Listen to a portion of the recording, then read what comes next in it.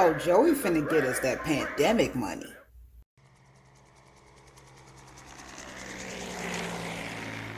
Good afternoon, party people. This is your girl Yaya, aka Moneybag Blue, and this is your news with a view. Up first, they put the T in treason. According to official reports from U.S. prosecutors, the jihadists who went into the Capitol last week had the intention on capturing and assassinating various elected officials.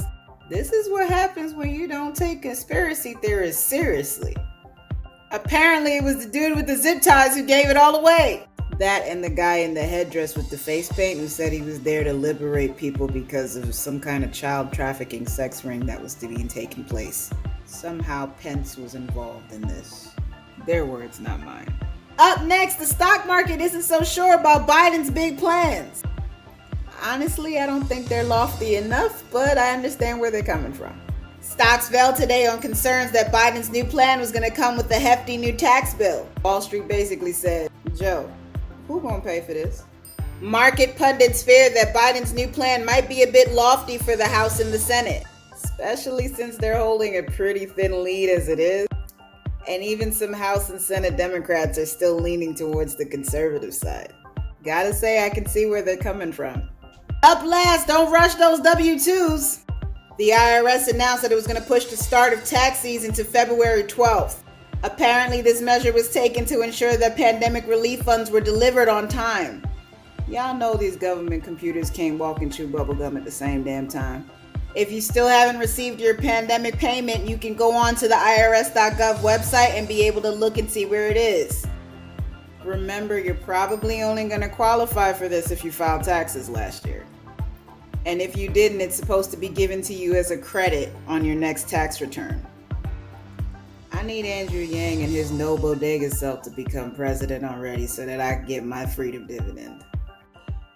All jokes aside, Wall Street actually raises some pretty valid concerns. Joe's plan has a lot of spending, and the Democrats have a very narrow lead in Congress right now. Being able to push some of these things through is definitely going to be an uphill battle, especially since they're going to be pretty occupied with the Cheetos impeachment trial. It's not him they're doubting. It's honestly Congress's efficacy.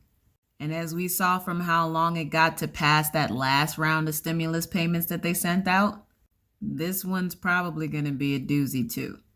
Meanwhile, with Parler gone from the App Store and an absence of a public forum for a lot of these Trumpers to declare their support and love for him, actually driving a lot of them onto places like Telegram and Signal, making it much harder for the FBI and authorities to track some of the things that they're saying to each other.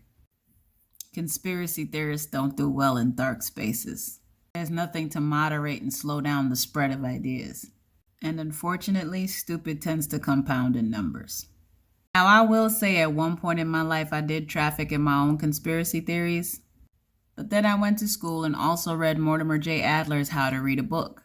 Those two things taught me how to critically assess data to determine whether or not something was true, or if something appeared to be true just because it fit what I was looking for at the time. Unfortunately, a large swath of Donald Trump supporters don't seem to be very willing to critically assess data. Not for nothing, there's a lot of left-wingers too that are kind of the same as well. And as we head into whatever this is, I cannot stress to you, the listener, the importance of this enough. Seek out credible resources. Yes, I know the government is evil, blah, blah, blah. But I promise you, not everything is a conspiracy. Assess the data, even if that means reading from more than one side, and see for yourself what's true. Because honestly, where we're heading, that line's going to get a whole lot more blurry. And these social media algorithms aren't going to help. But hey, at least we might get our $2,000 now. I'm gonna regret this, but can one of y'all invite me into one of these like Telegram groups where the Trumpers are talking? I just want to see what they're saying so I can gauge the crazy. I get the bulk of my news from TMZ, Twitter feeds, CNN, and a couple of other places.